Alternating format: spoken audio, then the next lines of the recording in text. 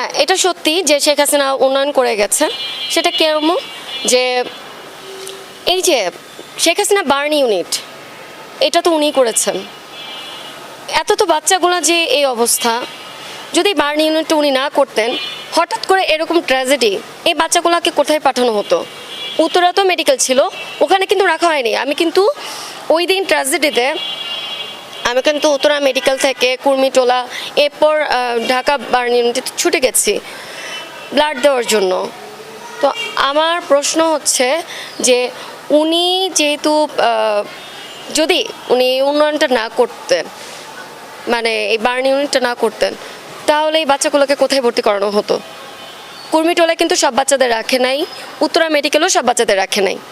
এরপর আবার মেট্রো রেলের ব্যাপারটা আসি, যে উত্তরা থেকে জাস্ট 15 মিনিটের মধ্যে আমি ঢাকা মেডিকেলে ওখানে গেছি। তাহলে এটা কিসের থ্রুতে? Obviously metro rail. তো অবশ্যই এটা ওনার অবদান রয়েছে।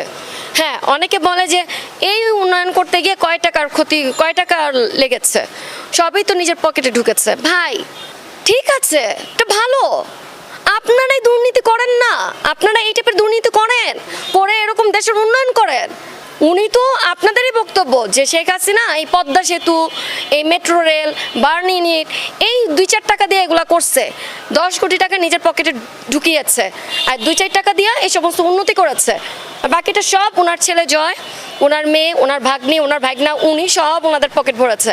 তো এখন কথা হচ্ছে যে আপনি যখন বলছেন আপনিও এরকম দুর্নীতি করে দেশের উন্নয়নটা করেন না, আমি দেখি।